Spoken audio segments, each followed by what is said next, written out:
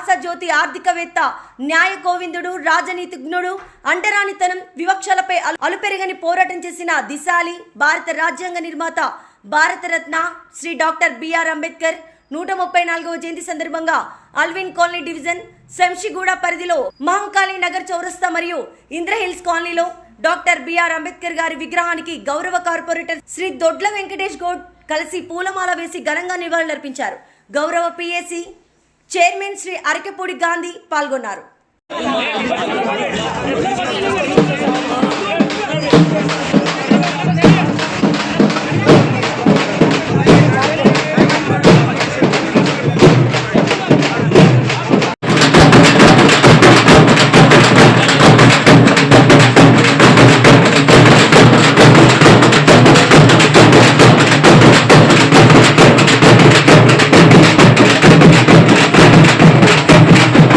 అంబేద్కర్ గారి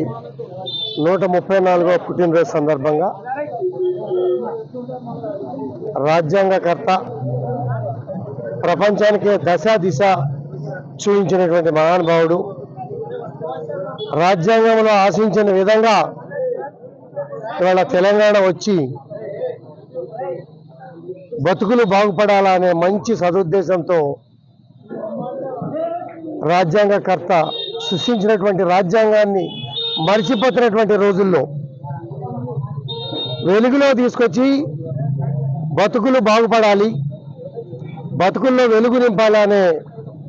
సదుద్దేశంతో గొప్ప కార్యక్రమాలు చేసుకుంటూ అవేర్నెస్ తీసుకొచ్చి ఎక్కడికక్కడ రాజ్యాంగాన్ని మడతపెట్టి రేఖలలో పుస్తకాల వరకే పరిమితం అవుతున్నటువంటి పరిస్థితుల్లో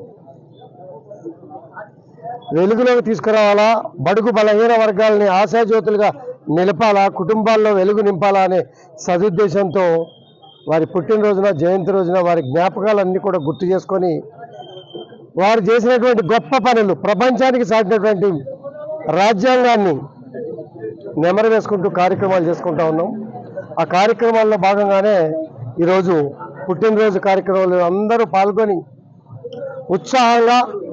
ఉత్తేజంగా చక్కటి కార్యక్రమం జరుపుకుంటున్నందుకు అందరికీ కూడా అభినందనలు, శుభాకాంక్షలు. స్కూలు దగ్గర నుంచి, కాలేజీ దగ్గర నుంచి ప్రతి కార్యక్రమంలోనూ కూడా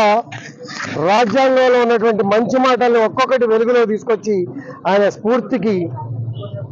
నిండుదనం వచ్చే విధంగా ప్రతి ఒక్కరూ నా బాధ్యత అని చెప్పి కార్యక్రమాలు చేసే విధంగా ముందుకు పోవాలని చెప్పి కోరుకుంటూ సెలవు.